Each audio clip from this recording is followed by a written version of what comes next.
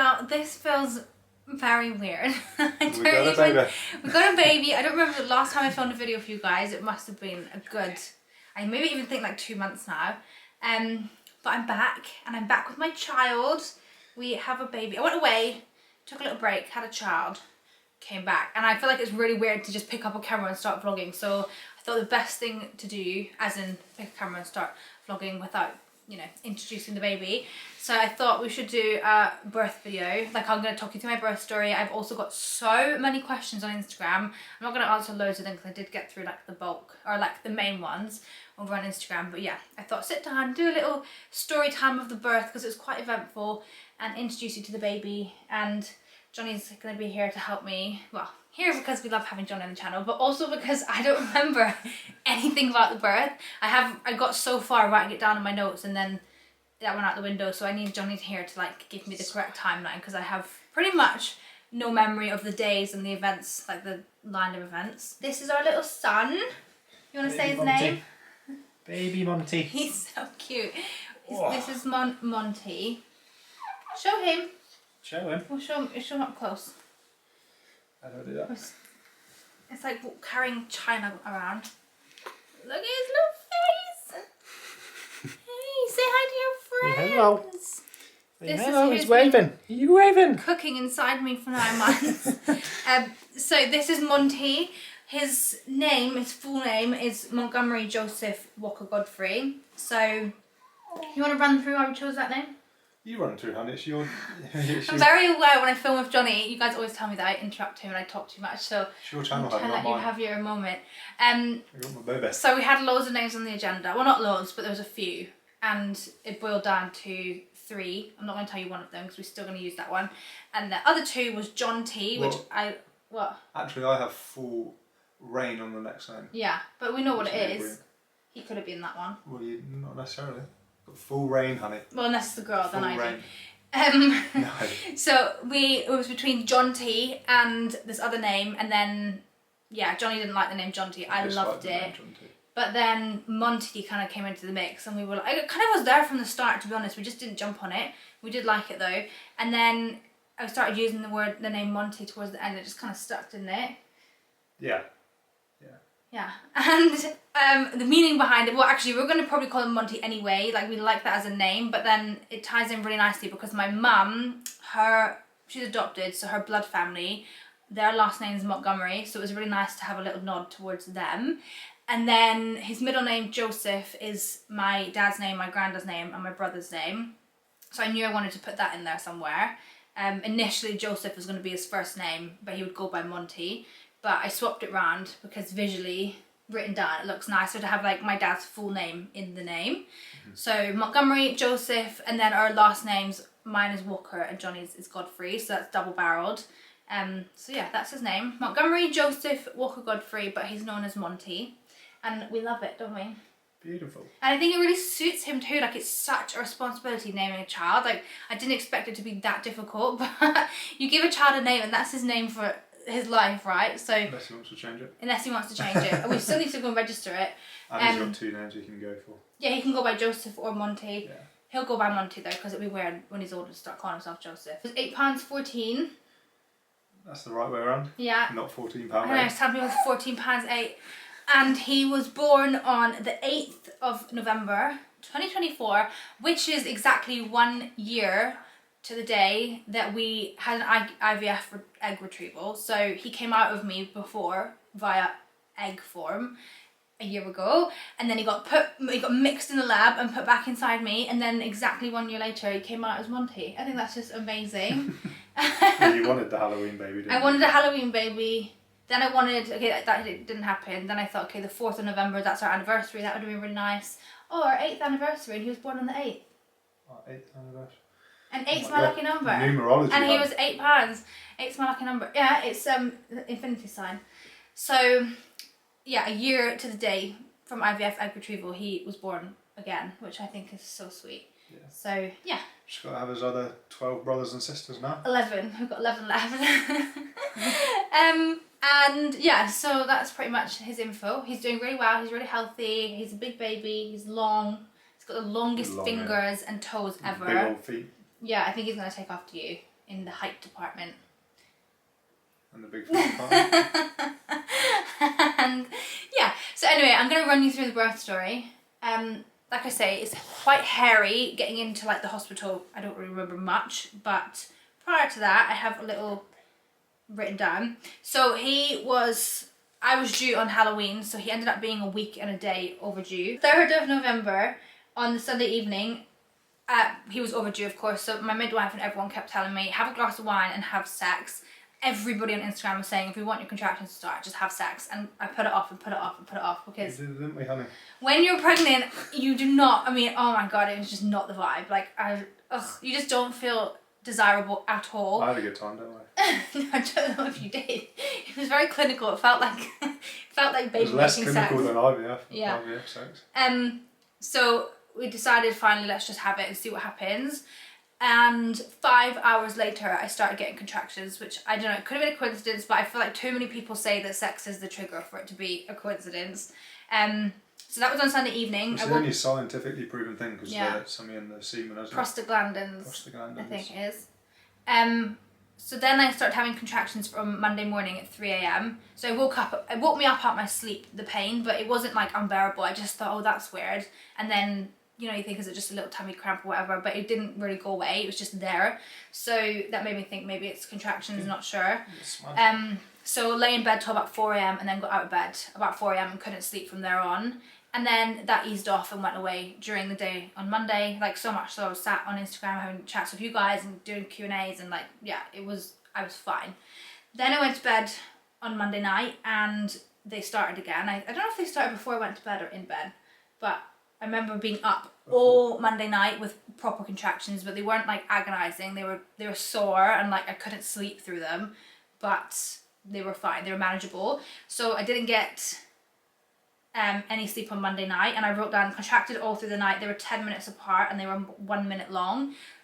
So I just came down here, set up camp in here, had my Freya app, which is a contraction timer on, and just counted through them all night. Yeah, you would have been a mess if you didn't have that app. Oh my God, yeah. Because I had to remind you, find your breath, even if it was in your ear. I was like, find your breath, find your breath. The Freya app from the Positive Birth Company, if you're going into labour, like you have to download it. Yeah, so started using that night. Anyway, then they stopped on Tuesday morning again, so I didn't get any sleep through the night, and then come the morning, they were gone, and then I think I had a little doze in the day. And then they came back Tuesday night, but they were much stronger, like super strong, like really, really sore. Didn't know what to do with myself, like I didn't get any sleep, didn't know, like it's quite daunting as a first time mum, like knowing like, is this just the start or is this how sore it's going to get? Like I really had no idea and nothing to compare it to, but it was very sore. But again, set up camp down here and just tried to get through them. And was that when I went for a bath? I think so. For a bath? Yeah, I went for a bath at like 3 o'clock in the morning one night because I was just so sore. Yeah, and I had my TENS machine on, which I really rated. I feel like people are quite mixed about the TENS machine, but for being at home, I really enjoyed it. I actually did ring the hospital on the Tuesday night, saying I'm in pain, I'm having contractions, like blah, blah, blah. And they were like, you can come in if you want, but you're definitely not dilated, and all we're going to do is give you paracetamol and send you home. But like I say, it was 3 days pretty much at that point, and I was in a lot of pain. And I was thinking, surely I've dilated at least a centimetre, like, but they would not have me in. I mean, they would have me in, but they made me feel really stupid, to be honest. I felt like that quite a lot throughout the process, like, people just quite patronising. So anyway, then, the night before the induction, would have been Tuesday night. I feel like my days are wrong here, but you kind of get the gist, I don't know. Tuesday night, was the night before I was going in for an induction, so I thought maybe I'll be able to go in without having an induction and maybe I'll go into labour, but didn't happen. So all through the night Tuesday, and then went in on Wednesday morning for the start of my induction. I didn't want to, I was kind of like not against doing it, but I was going to say to them like I'm going to cancel it because I'm in labour, so there's no point in me having an induction. But by that point I was so tired, I just wanted to get things kick-started. She said, I'm going to examine you. This is what she said, I'm going to examine you. You're not dilated, I'm pretty sure of it, so you're probably going to end up with the gel. But just in case you are, I'll bring the balloon because you might be dilated. And I'm saying things like, I am dilated, like I know I'm dilated. But anyway, she did the examination. That's when she said you're 2 centimetres. So we'll go ahead and put the volley balloon in, which by the way was absolutely fine. And I feel like, I don't know why, but I feel like I've had it before, but I haven't. Like I felt really familiar with that process. Used to people Opening up No, your vagina and yeah. looking. I think it's because it was quite similar to a high COSI examination, which I got for infertility. So yeah, you just basically put a catheter up with a balloon, inflate it, and then they send you home, which I was so thankful for because I didn't want to be in hospital at that point. So yeah, went home with the volley balloon, and she said you're gonna have this drop out of you within 24 hours, but it could be sooner. Just keep an eye on it, and when it does, ring us. So got home, Johnny cooked me some dinner, and went up to bed and just rested. At this point, I'm contracting like very regularly. I mean, it was still like I think like 10 minutes apart, but on the dot, and they were sore and like having to breathe through them, and yeah. So, and then 6 hours later I went to the toilet and the balloon fell out. So we rang them and they said, okay, come back in. They weren't like urgent about it, but they were like, make your way in basically, weren't they? So we ran around the house, like sorted it out, sorted the dogs out, gathered our stuff and went back in. And this is where I feel like it just got a bit rubbish, didn't it? I'm going to put the baby down. Okay. So the plan was, they said come in now or whenever, like soon, and we're going to break your waters, and we'll see how you start contracting, and then when your waters are broken and if you're contracting not well, we'll put you on the hormone drip, but if you are contracting well, then you're going to give birth. So we went in thinking like, this is it, we're going to have our waters broken tonight and probably give birth tonight. So we went in probably about 7 p.m. and that was when they just had us waiting for like a full day, didn't they? To break my waters. So I don't remember anything really from here. Well, that's what was weird, yeah. So what time did we go? 7. About 7 p.m. to get... Went in at 7. They didn't tell us anything, and we kept asking them until around 10:30 they started giving us some insights. And this is something you kind of experience the whole way through is... No communication. Or you feel like you're kind of... Everyone's staying away from you. Yeah. But no one also has an answer. And I personally saw a pattern around shift changes, like stuff would happen. And we kind of timed it wrong because we'd gone in as a shift change was starting. Yeah. So anyway, we'd gone in 7ish, didn't really get any answers until 10:30. Well, first of all, we walked in at 7ish and they said, we're doing a shift change, we'll be with you in literally like 10 minutes, so just sit here, we'll be back. Yeah, and shift then change 7:30. Yeah, and then we're sat with nobody coming to us and nobody answering our questions for 3.5 hours. And like I say, we're first time parents, we don't know what the process is, nobody explained it. Yeah. So we're you just want communication, don't you? Whether it's you're going to be 5 hours down the line or whatever, you just want to know what's going on. Yeah. And then at 10:30 or so, we managed to corner someone, and they said that they'll have a better idea at 11. The labour ward at the moment is very busy. Which is fine. Like Yeah, we kept which saying is- that yeah. we don't care to wait. We just want to know. We don't want to be like sitting ducks. And also, I'm contracting at this point with no sleep, so I'm like super uncomfortable. Yeah. Yeah. And we don't know if we're staying the night at that point. We don't really know what's going on. So then Did we even bring a we hospital got bag? No, we didn't. more of an answer being like, someone said around 12, not 11, they said, oh, we should be able to get you in to the labour ward at around 2 a.m, I think they were saying. To break your And waters. To break the waters, but you have to be in the labour ward because they don't do that on the prenatal side. They only do that once you're on the labour ward. Yeah. And then 2 a.m. came and went. No one came and saw us. So we were So like, then we were okay, going, we're okay, sleeping we're here. Like, setting up here. So then we tried to get some sort of snooze. which I love because Johnny is not, well, you're not a spooner, are you? Or a forker. You just like to, no, not a forker, I meant a big spoon. I meant a big spoon. Or a fork, big Annie. spoon or little spoon. And also this last 9 months I've had the pregnancy pillow down the middle of the bed because I need it. But this was a little hospital bed and he was forced to just cuddle up with me the whole night, which was so amazing. So I really enjoyed it. Yeah, well, I think most pregnant ladies wouldn't let their partner on the bed. Naj was adamant that I was going to sleep on the bed with her. Yeah, and I was also... there like this, trying not to fall off. Don't hurt yourself. That's so funny. No, but also at this point they'd given me codeine, hydrocodone or something, so I was actually able to like relax a little bit. Yeah. That took the edge off so much. So in hindsight, it's good that whole thing happened. But again, communication. Like, tell us actually this probably isn't going to happen till the morning. You guys should set up shop. Yeah. Try get some sleep. Yeah. And we'll come wake you up if anything changes. Yeah. Whereas we were just from 7 o'clock just left on some sort of... Yeah, and the only time Don't they know came and what's told going us what was happening was when they saw me howling crying, wasn't it? That's when the nurses came over and gave me a hug. Was that, I don't... Yeah. Were you in there? Or Was that the room when we were opposite that lady having a C-section? The girl that was in for an early C-section. Was that night? Yeah. Yeah. Yeah, so I was crying my eyes out because I'm so tired, so exhausted, just a lot. and also not having the answers to anything. I was just so frustrated. And when the nurses saw me crying, I mean, all the nurses were lovely, by the way. I can't fault anybody in there apart from one lady. But I'm sure everyone experiences one lady. They were so nice, and they came over and gave me a big cuddle, and they were like, that's when they kind of gave us a bit more answers, and they were like, we're so busy, blah blah, and we were like, it's fine. At this point, I've sent my mum and dad pictures of me crying.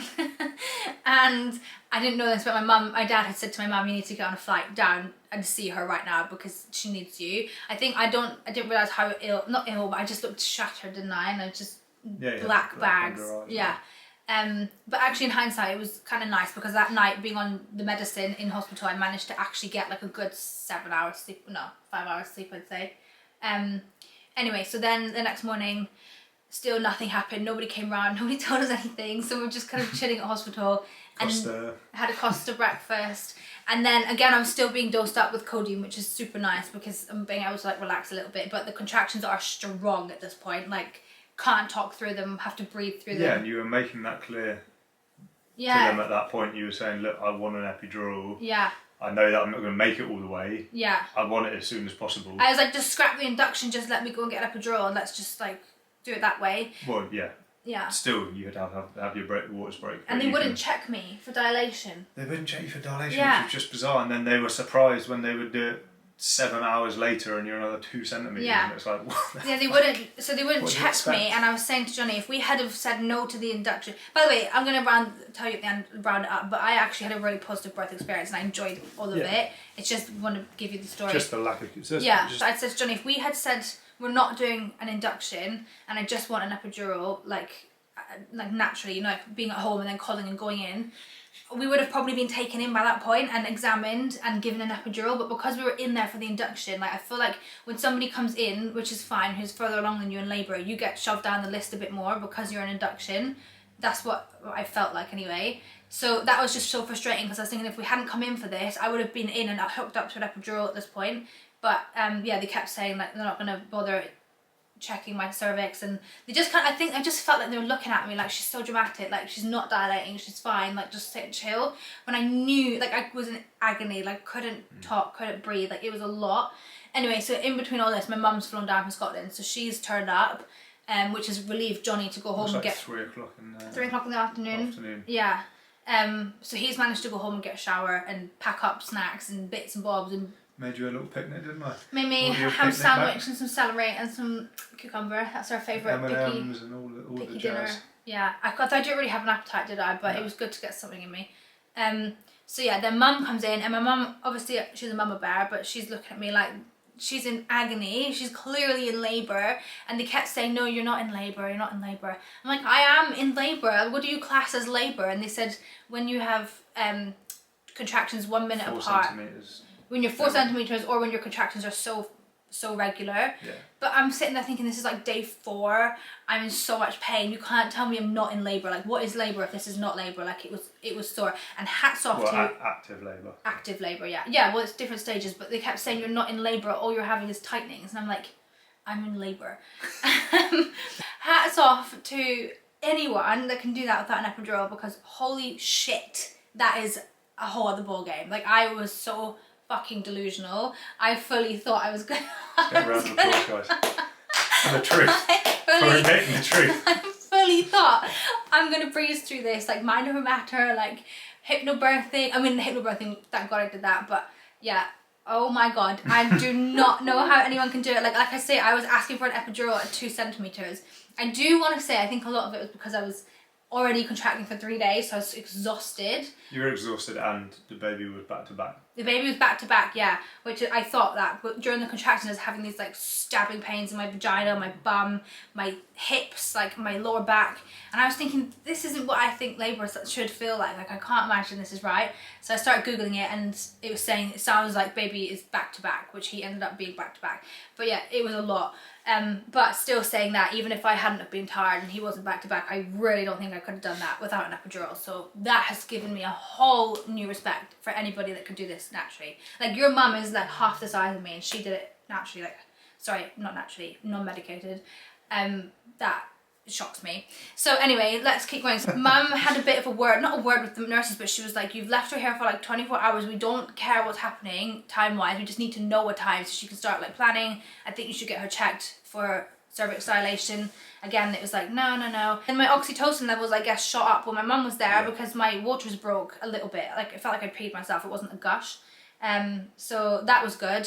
So I was like, okay, something's happening. So that happened. I went out for some air at that point because I thought this is about to be it, I'm sure. So let me just go out and breathe for a minute. And at this point, I just couldn't stop crying. Like, every contraction, the tears would just flow, which is also a really weird thing because the contractions are so sore and I was crying so much in them. And then they'll go away and I'm like this, like I can sit and have a conversation. And then 2 minutes later, the agony starts again. It's just weird how your brain can go from one extreme to the other.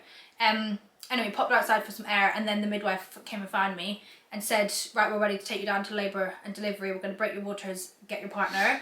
So you just walked back to the hospital at that point. I was back, yeah. And they took us through and then broke my waters pretty quickly. Straight away, I'm pretty sure, yeah. Because at that point, when you go through to the labour ward, and this is where the experience gets a lot better. Oh yeah, it was. Because you have one-to-one midwife, so you're obviously in private room. You've got one-to-one midwife. And our midwife was amazing. She was called Lana, and I absolutely loved her. I broke my waters, which literally just felt like I'd peed myself. And I don't think I was. Was I on the epidural? No, I wasn't on the epidural at that point. No, not yet. No. So then they just let me contract to see what would happen. I was also 4 centimeters dilated at that point. Yeah, and the anaesthetist was. Coming. He was in a... Oh yeah, in a C-section or something. In a labour. So he couldn't come to me for like 45 minutes, I think. So that was quite extreme, but it got me time to be able to get some food down me before the epidural came. Epidural came and it was absolutely fine. Like, we were shitting a brick, weren't we? I was really scared. That's the only... I don't know if that sounds bad. No. But the C-section part I wasn't worried about when it got to that. I was getting worried with the contraction things, but I was like, okay, I've heard Nadia's hypnobirthing thing. You're having your contractions, so you have to be stronger than your contractions or something like that. Your contractions cannot be stronger than you because they are you. So I was like, okay, yeah. But there's a couple of times I would look up at Johnny and he would just be like a deer in headlights. Yeah. Well, this goes back. The point is, the epidural was the only part. Like I think I was physically shaking at that part because just before. You had 2 fucking huge contractions within. They only had seconds apart. Well, 1-2 minute break in between, and yeah. And they're like, you cannot move in an epidural. If you move, you're going to be paralysed. And you'd already told me all the different things and drilled it into my. If you move it anywhere, you're going to be paralysed. This is something that can happen. Blah blah blah. I was just there. Because you better not move. One of the reasons I didn't want to do a medicated birth was because of the epidural. Like. That freaked me out so much that it was like pushing me into doing a non-medicated birth. But yeah, so we were panicking, but actually it was painless. Like, I cannot believe it. But it was painless because they do a little numbing. They do a spinal, what's it called, spinal block? Local anaesthetic. Local anaesthetic, but they go 1 layer then 2 layers. So you're completely numb. That was the only bit that hurt when he was, hurt you when he did the second. But it wasn't like a scream, it was like, oh. Yeah. And that was it. Like, no more than like an IVF injection or like, I don't know what you'd relate it to if you did IVF. Just like, not taking bloods, but having an actual injection. It was like stingy, and then it was like, okay, it's done. But also somebody did message me on Instagram and say that they didn't find the epidural sore either, and they went through IVF. So maybe do people say it is sore? Yeah, people do. Oh, I didn't know that. I thought it was just the nerves around. It's mixed. The nerves around it. I thought it was the thing. But I feel like I'm also so used to injections right now that like maybe that's played into it. But yeah, it didn't hurt. Yeah, it didn't hurt. He was a interesting character. He was such a doctor, like stereotypical doctor, like super no nonsense. Didn't want to deal with my bullshit in the best way possible. Once the epidural was done and he could get out of his focus, he was like cracking jokes and like being really chill. But up until that point, he scared me. I was like, stuff, wasn't he? It was like 14, 15, 11, 12, 1. But I always said I hope my midwife would be like an older lady who's like stern and no nonsense, because I need that. We said a man as well. I would have loved a man, and we got a man. He was lovely. I just like that like stern, no nonsense. But then Lana was like so sweet, and I loved her too, and she was like super like friendly and like made me feel really like safe. But epidural went in, and that was stunning. I don't really remember much of it. I remember just falling asleep and being able to just rest, right? Well, you were straight to sleep. And again, even when I wasn't sure what I was meant to do, so sat on my laptop and got a couple, like just caught up with emails and everything. And then you went to sleep. And then I was like, okay, well, this is a bit weird, because she sat in there the whole time. Yeah. which I didn't know was a thing. So then, yeah, I had a snooze for like 4 hours, maybe 3-4 hours. Yeah. And then my epidural wore off a little bit. Johnny's just taking a little champagne break. A little interval. We've not taken. It's quite traumatic going back through it. I actually don't find it traumatic. I'm maybe I do, because I'll tell you about that in a minute. Oh, then I'll squidge over. So anyway, this must now be about 4 o'clock in the morning, 5 o'clock in the morning on the Friday morning. And I'm lying there. I woke up out of my sleep, and I felt like my contractions were coming back. So my epidural had worn off, and they were, because I'd fallen asleep. You know, you can like top the epidural up, but because I'd fallen asleep and you'd fallen asleep, we weren't topping it up. I don't know if Lana was allowed to do it without permission. Only we were allowed to touch it. Yeah. Oh, yeah. They had to be in the room at the same time. Yeah. So I woke up with my contractions back basically, but they were all in my back. So, and I'm a back pain person anyway, so I was thinking, is it a contraction or is it just my back playing up, because I was lying down, I was on the peanut ball, and like, anyway, so they said, we're going to try and get the anaesthetist back in to give you a top up, or just keep pressing it until he comes and hopefully you'll be fine. So that worked. I ended up... Well, hang on, Nad's acting like she wasn't making she was making a massive freak out deal. Was I? Like, I can feel it coming back. Oh, because I'm panicking. I can feel it coming back. Because that's traumatic. That's traumatic. Because see, it gets to the point with the contractions where I'm sitting like dreading the next one coming. So I think I was just like, well, because you could start to feel them again, yeah. Yeah, I've been pain free for like hours, and I was like, I just don't want to go back there. But topping up over the course of like an hour, they went away again. I don't think that's what you were worried about. I think it's because you've watched and read too much stuff. So in your head, you've seen the horror stories of the girls who it doesn't work for, and then they go through labour and it doesn't work. Yeah, and your choice is taken away. Yeah, in my head, that's what was going through yours. Yeah, but it went away again, and then they checked me, and I was 6 centimetres dilated. So they put me on the peanut ball, which is like a bounce ball, like a yoga ball, but with a squish in the middle. When they inspected, that's when they said you're back to back, and did they tell me then? Yeah, and they could tell that there was starting to be some bruising, swelling on Monty's head. Swelling on Monty's head. They were saying because of what we can feel. And that's kind of weird as well. Can I actually feel his head? Yeah. That's what I was saying. Lana, whoever brought my waters, I was like, have you just touched the baby's head? She's like, yeah. I was like, oh my god. I want to touch it. Let me in. But yeah, so I was 6 centimetres, and they said that let's give you... About you. I thought it was a dog. They said, let's give you a few more hours and see what happens on the drip. So kept on the hormone drip, kept on the epidural, and they checked me again, and I was 8 centimetres. And at that point they said, like, the kind of options open, like, we'd rather you were a bit further along at this point. You're also having too many contractions sometimes. My heart rate and his heart rate kept dropping and coming back up. It wasn't. Oh, really? I don't remember them saying anything about that. They were happy that he was comfortable. No, they were happy that he was comfortable outside of that. Like, there was nothing else to panic them. It wasn't even like it happened 100 times an hour. It was outside of his head. Oh. Well, either way, there was like... And he pooed in me at this point as well. So they were like, it's up to you. I think it's going to end in a C-section. This is the doctor. Yeah, but it's up to you if you want to keep trying naturally. So at that point, I was like, is he safe? Am I safe? We were both safe. I said, okay, let me have like a few more hours until you think it's... I didn't want to get to the point of being unsafe, but I wanted to just see if it was safe to try another hour, and let's just see.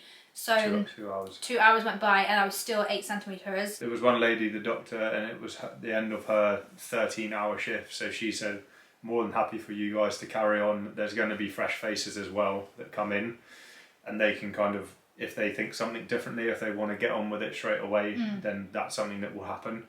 So then when that rotation happened, it all at that point seemed to kind of be, we think it's the time now. Yeah. You're still 8 centimetres, you haven't progressed any further, and they pretty much, came in with a clipboard straight away, wasn't it? Signing things. Yeah, it was 4 or 5 I people. remember turning to her being like, are we going like right now? Like right this second? She's like, yeah, pretty much. So...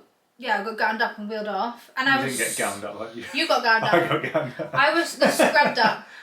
I was up. so chill. I really thought I would burst out crying and be like, oh my god. It's like, because I was scared of the C-section. Like, non-medicated was like number one if I could do it. Then it would have been epidural, but that still freaked me out. And then C-section, just the thought of being awake for surgery was just like absolute freak out.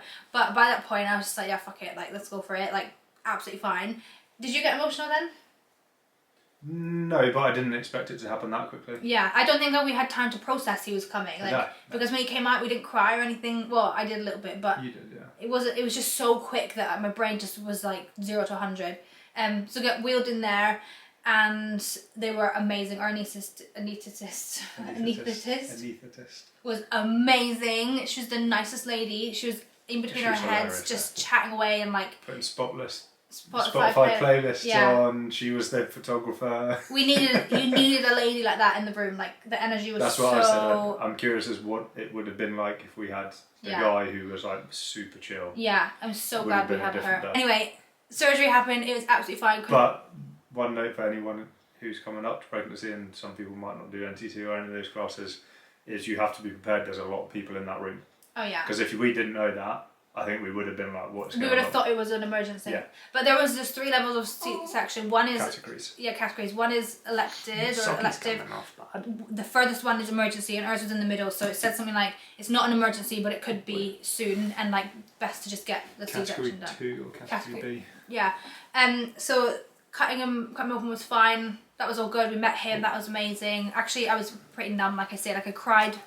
I think I cried more at the fact, like, oh my god, my baby's here, but I didn't cry at the fact like it was Monty there. I didn't have that connection quite yet. And that was, so yeah, I had him on my chest, all good. And then I remember just looking at Johnny, like I was just obsessed with Johnny. Like at that point, I was staring at him, like so in love with him. Shaking like an absolute leaf. Oh yeah, I got the shakes. I was like, ugh. And then they started to sew me up, and I could start. Literally. I'm not scared about that. Oh yeah, because I wasn't scared, but my body was obviously petrified. And my mind must you're probably cold from the drugs and yeah, so many drugs. Oh my god, like so many medications I was put on, like it's insane. Even before I went down to labour and delivery, I had what was it? Some liquid. What was that? Morphine. Yeah, morphine. That was before labour ward. Yeah, I had so many drugs. That's when I just got back. Yeah. Just got back before you went in. Yeah. Yeah. So then they started sewing me back up, and I couldn't feel pain, but I could feel them working on me. Like I could feel I feel hands in my stomach. And it was awful. When they were doing the operation, when they were literally just starting it out, Nadia's going, are they cutting me? And she's trying to get the anaesthetist eye. Are they cutting me? Is it happening? Are they inside? They all kept ignoring me. Then she asked me, and then she like. She was locked in someone's eyes, and you were like, "Are they cutting me?" Because I like to know, I like to be informed of what's happening. So if I could have known they were actually cutting me and I wasn't feeling it, I would have been like, "Okay, I can relax." But I felt like I was in anticipation for the cut to happen. So I kept trying to get everyone's eyes, like, "Are they cutting me? Are they cutting me?" And they just kept ignoring me. I was like, everybody's just ignoring you and talking to nurse and anaesthetist, talking about different things. She was so funny. Talking about dogs and everything. Yeah, but anyway, it started sewing me up, and I couldn't feel pain, but I could definitely. It was more than the pressure you're meant to feel. Like I could feel them working on me. So I started to go into a serious panic there. I was like, I'm so, again, I've read too much and seen too many videos of people with the epidural completely wearing off and they're in surgery. So I really started to panic there, and then you were panicking, and the sickness element as well, which we haven't mentioned. Oh, I don't remember that. Did I feel sick? Throughout the whole thing from the labour ward, you were constantly saying you feel sick, you want sickness stuff. But I don't think, my thing is that I don't think you felt sick, but you know you can feel sick. Yeah.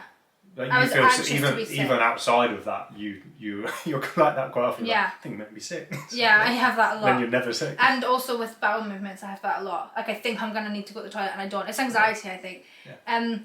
Not that I'm an anxious person, but like my body's that's anxiety, I think, in it. So yeah, then I was like panicking. I was like, I can feel it. And so then she shouted something, which what was the?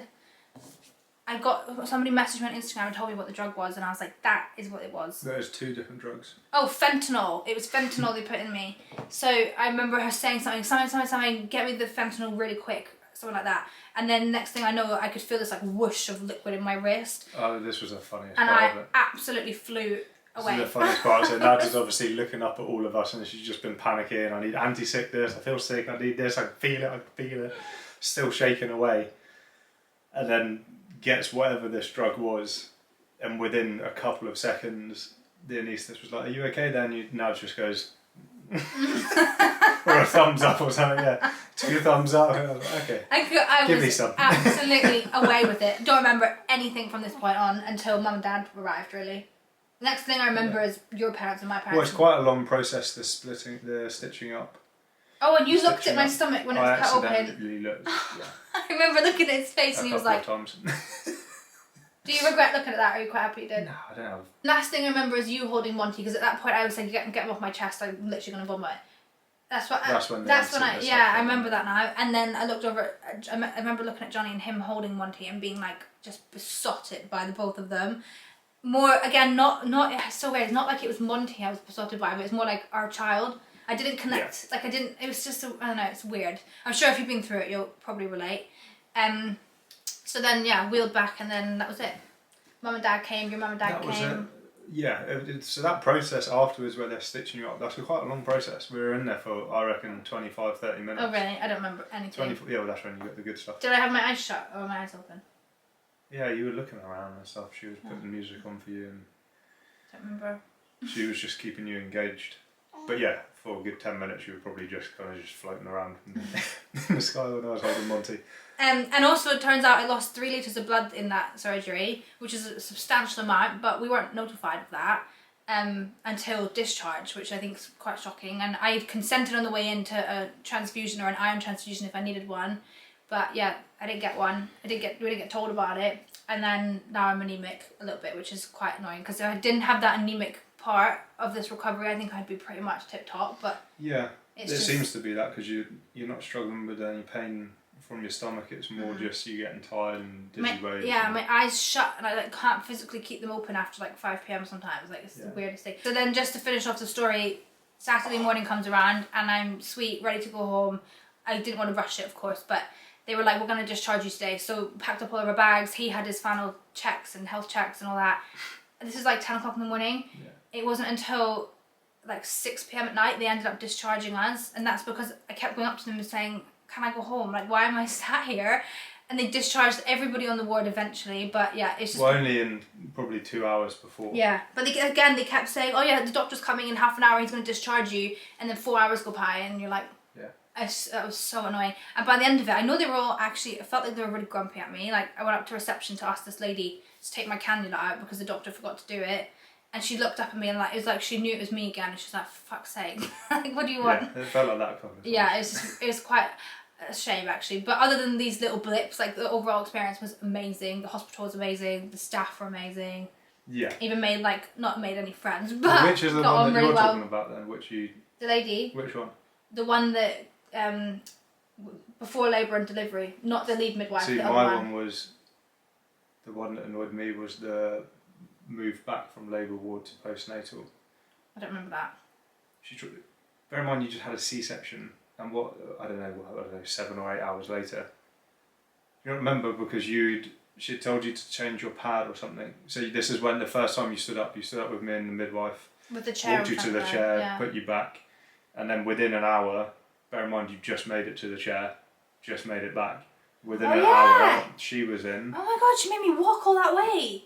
She made you walk and push the baby, and I felt like my stomach was ripping open. And she, I forgot about that. But before that, she told you to change your pad because there was quite a lot of blood seeping out. Yeah. And down my legs and everything. I remember the blood coming out down my legs. So bear in mind you have a cannula in.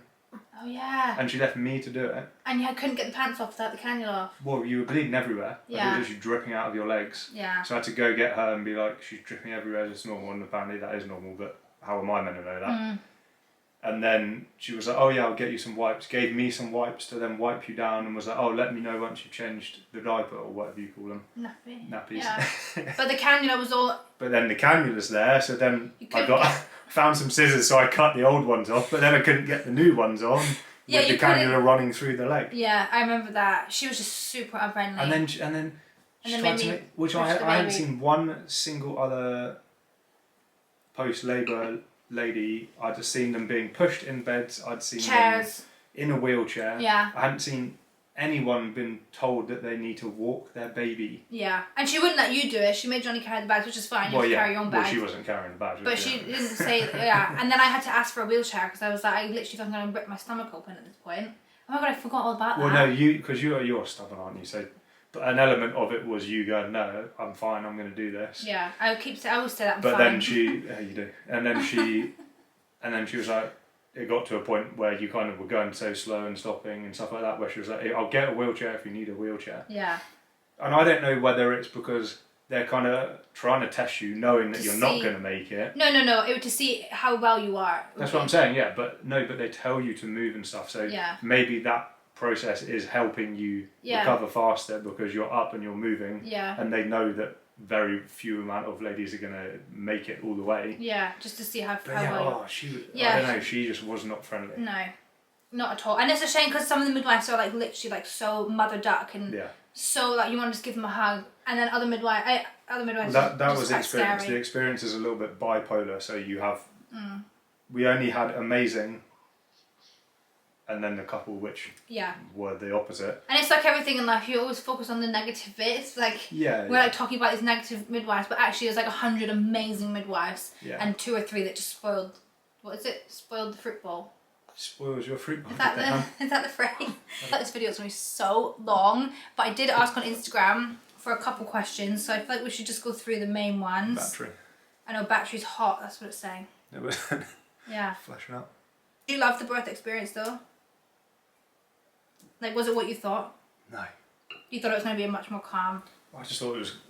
I'm just inexperienced, aren't I? Naive, because... And me. That's my first child over there. So and I didn't watch all the programmes and all the stuff like you do. Yeah. So I didn't really know, but it could have been a lot better. But loads of questions about breastfeeding. I need to get them on the phone. Yeah. I'm not breastfeeding. I didn't really ever intend on breastfeeding, just personal choice really. I feel like there's going to be so many opinions on that, but yeah, I'm very comfortable with my decision. Purely preference. Oh no, they're in the archive on Instagram. Purely was my preference, and I did think that in the hospital I might put them on my boob and just see what happens, like see if I fancy it, but I didn't. Tried to get some colostrum, but didn't really. Yeah, it didn't really come out. Even now I'm day 5 and my boobs are still. They went hard yesterday. They're back to being super soft now, and I have no milk. So the lady said today like it may come through, but probably not at this point. Guess I'll show you, do. Yeah, not breastfeeding. Feel very comfortable in that decision, and if you have opinions on it, that's absolutely fine. But please don't tell me them because I don't really care. He's very healthy. He's a healthy, happy baby. He loves his little formula. Big chubber. We're using HIP organic formula, and. You're thriving, aren't you? So I very firmly believe happy mum equals happy baby. And if I was breastfeeding, I would not be half as happy as I am now. So yeah. Okay, you want to pick some up? I did see one that said, how are we finding like being new parents? Where is that? Do you want to say that? Yeah. I love it. Okay. Do you not love it? Well, no, but we've been talking about it and we think that we may have been very lucky.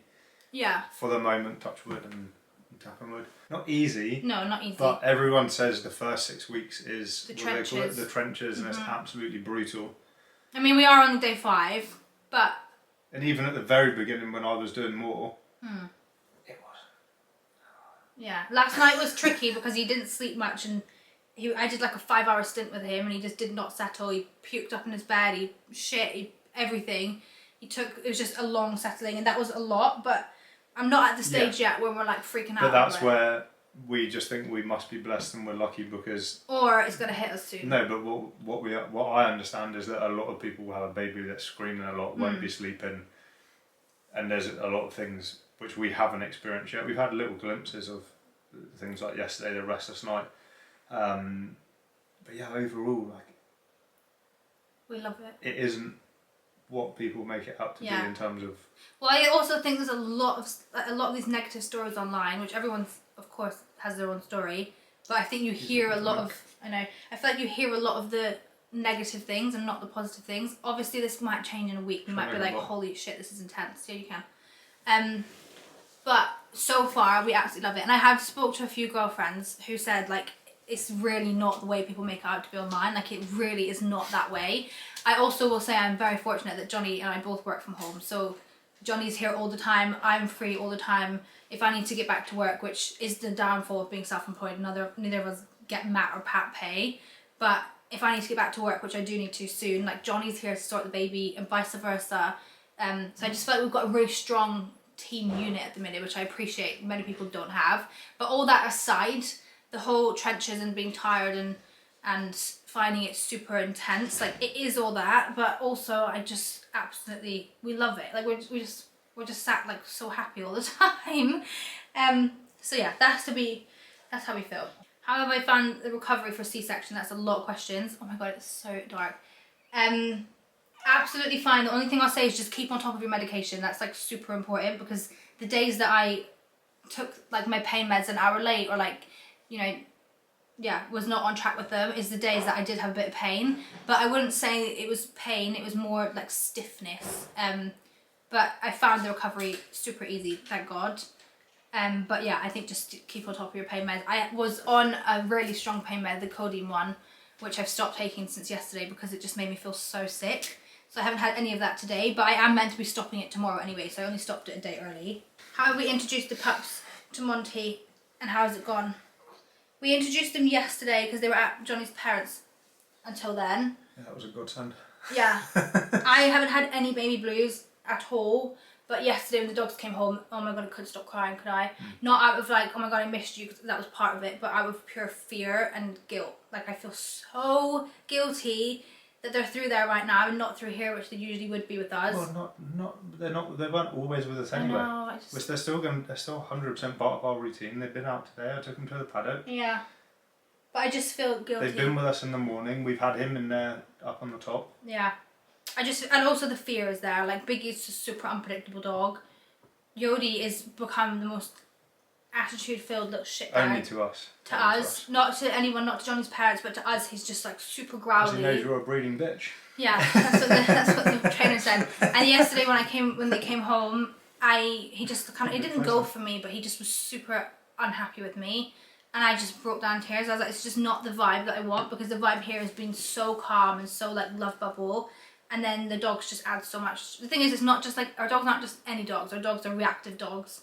Biggie especially can be unpredictable. There's a lot of like extra layers with our dogs, so it's been stressful. But saying that, I promise you it's not. I felt stressed. Their routine. Okay, sorry, I didn't mean to diminish your feelings, honey. But it's been fine. Like, they don't care about him in the best way possible. They're like, oh, what's that? Oh, it's a baby. Okay, whatever. Yeah. And that's it so far. We had him in the car seat, the other side. Like, they're chilled. But yeah. we knew, and we've always known. Well, for Biggie anyway, there's always going to have to be that layer of separation. Yeah. But it doesn't. Even before he came, they weren't with us all the time. Yeah. We still have gates up. Yeah, we still have. Yeah. Because of how they are. Yeah.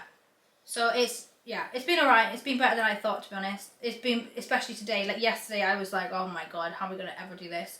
But today it just feels a lot calmer. But also, I do think, like, yesterday was day 4, which is when the blues hit. So I do think it was a mix of both. And even today, every time I think about the dog, I just want to cry. What is baby blues? When your hormones crash and you just cannot stop crying, and you About just. what? How's the sleeping? Sleeping, yeah, it's fine. Yeah, last night. Today's the first day I felt tired, but. Yeah, we usually get about 3 hours of sleep. Well, some nights 2, some nights 1, some nights as in in a row. But we're just doing night shifts. Like, I started off the night, then you finish the night. So yeah. I go to bed at like. Which really, I think is the opposite way around to I what know. we see you. I don't know why you keep suggesting that. Because I feel guilty, because I couldn't do anything for like the first couple of days. I felt so guilty that I was just sat here like unable to help. So I feel like I'm really I'm better at staying up later. I know. You're better at getting up early. Yeah, so we need to swap. So tonight you were going to do the early if you're home. Yeah. And then it means I can go to bed at like 8, 9 and sleep till like 1, 2, and then Johnny will go to bed at like midnight and sleep through. So yeah, it should be. That's how we work anyway. That's literally how we function without a baby. Are we going to get a nanny? No, not yet. Maybe a night nurse. Yeah, maybe a night nurse. We did consider that. Depends what again, it's like, doesn't it, when we go back to work. People are going to have so much to say about that, Who but cares? I know. It just depends how we feel. Right now, we just want to see how it goes. It's work. Like a night nurse, I'm against the nanny. You know that I'm against the nanny. I am too until I've got another kid. I don't have too much. Well, I don't really have a problem with night nurse. If we're finding it affects our work. Yeah. And we want to sleep so that we can be productive and still involved with him in the day, because obviously a nanny is taking him away. Yeah. To deal with him, which is I personally don't want that. But a night nurse is different because it just allows us to be. Yeah, and like I said earlier, we don't get mat and pat leave. We don't get pay. Like, if we don't work, we don't make money. Yeah. Both of us. It's not like one of us has an income coming in, so we need to work. But the nanny thing down the line, which wouldn't be until like next year, after summer maybe. But to have a nanny come in once or twice a week, so that I can crack on with work, you can crack on with work. Well, but then I'd say Put him to the nursery. Okay. So yeah, put him to nursery at that point, so that at least he's starting to get that interaction with other kids. Yeah, but nannies have other nanny friends with other kids. Also, Take the him out of difference is house I grew up with a nanny, Johnny didn't, so I feel like there's a difference in like how I feel about but you them. were 4 under 4 for one Yeah. kid. I just don't feel like a nanny Yeah, is but- the route to go. Yeah, I also wouldn't be wanting a nanny now if it wasn't for us both being self-employed. But either way, right now, absolutely not. We don't need one at all right now. No. And night nurse may happen, like Johnny said, if it affects our work. But We're at the minute, flexible. we're sweet. I'm literally trying to find good questions to answer, but it's all about hospital bag stuff, like what I actually use, which I will do a video on. And also Nothing. C-section recovery, and also breastfeeding or bottle feeding. Like every single question is that.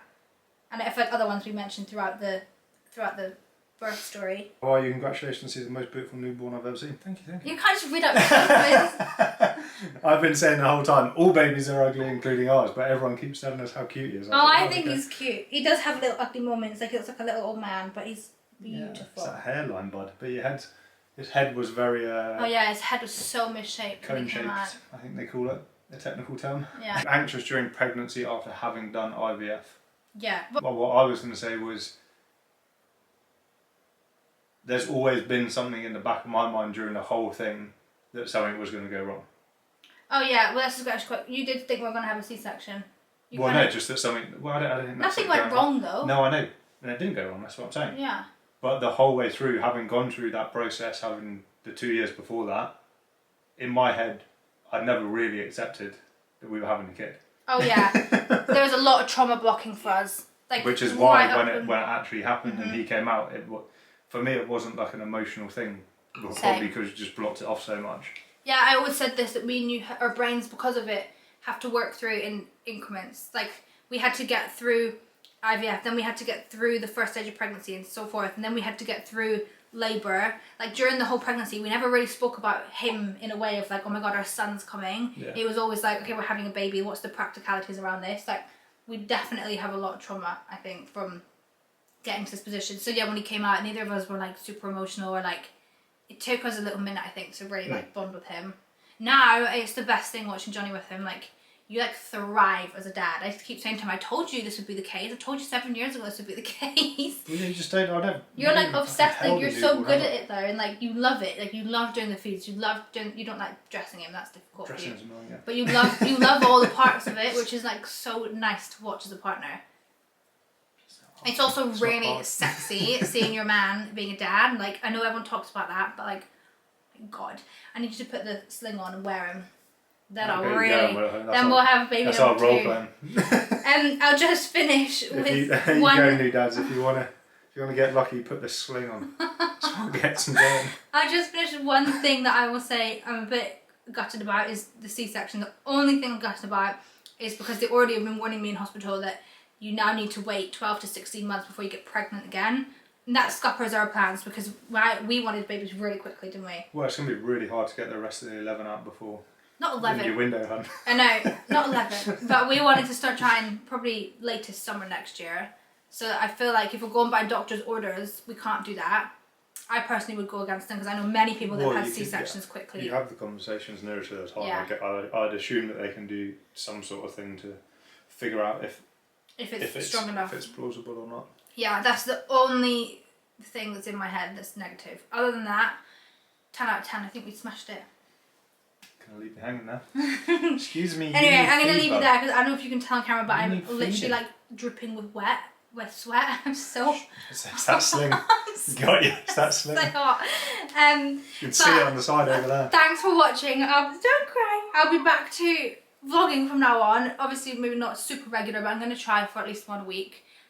Well, that's my usual schedule. I just mean not weekly. I meant not weekly vlogging. I'm going to try and vlog a day a week. No, she's going to do Vlogmas. You're going to vlog No. every day. I never managed Vlogmas. The 1 year I actually publicly was like, I'm committing to this, we're doing Vlogmas. I had a miscarriage like after the first vlog was uploaded. I was like, yeah, sorry guys, Oops. not happening. Anyway, thanks for watching, and we will see you all in the next video. You say bye bye. Hey, bye bye. Bye bye. Bye bye, people. You can turn it off, I can't get up. This is all good. What have I just said?